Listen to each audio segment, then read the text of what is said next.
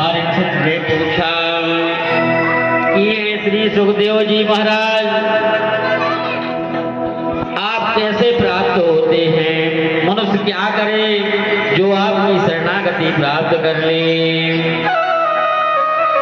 राजर्षि परीक्षित को समझाते हुए सुखदेव जी ने कहा कि हे राजर्षि परीक्षित, प्रभु पहले परीक्षा लेते हैं। देखिए राजर्षि परीक्षित, हम एक कथा सुनाते हैं, ध्यान पूर्वक सुनो। राजर्षि परीक्षित ने कहा, जी गुरुदेव, गज और गाय की कथा सुनाते हैं, उससे तुम खुद जान जाओगे परमात्मा कैसे प्राप्त होता है। तो गज बहुत मत वाला था और सारे जंगल में उसकी चलती थी। वह गज और सारे जंगल का मालिक था। बहुत सारा परिवार, लड़के और उसकी पत्नी सारे जंगल में घूमते।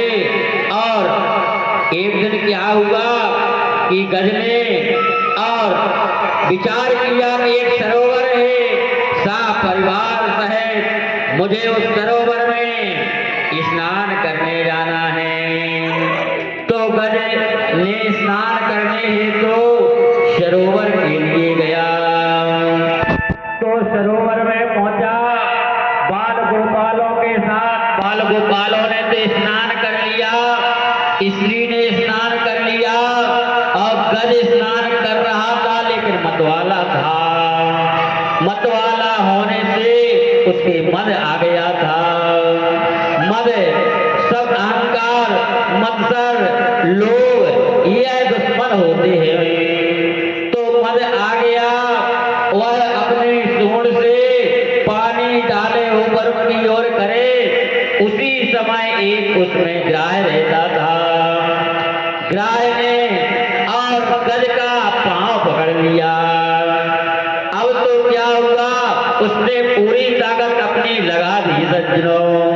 अब जब ताकत लगा दी और वह सरोवर में घुसता ही जाए तो पुत्रों को बुलाया।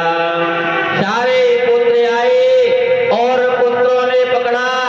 तो गज ग्राह तो इस प्रकार पकड़े था कि मैं छोड़ने वाला नहीं हूँ।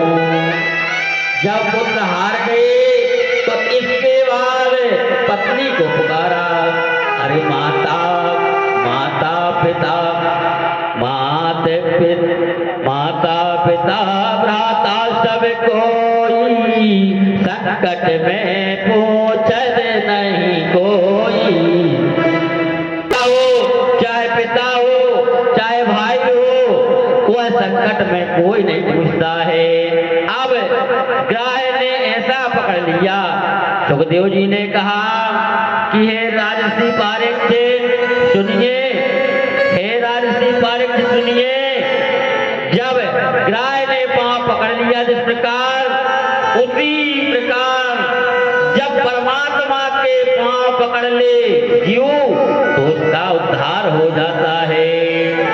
अब गज ने पांव पकड़ा और गज धंसता ही गया।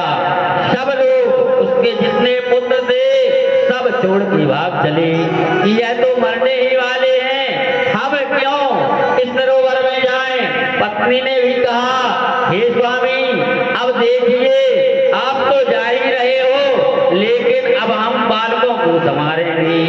पुत्रों ने साथ छोड़ दिया और पत्नी ने साथ छोड़ दिया, भाइयों ने साथ छोड़ दिया, नगरवासियों ने छोड़ दिया।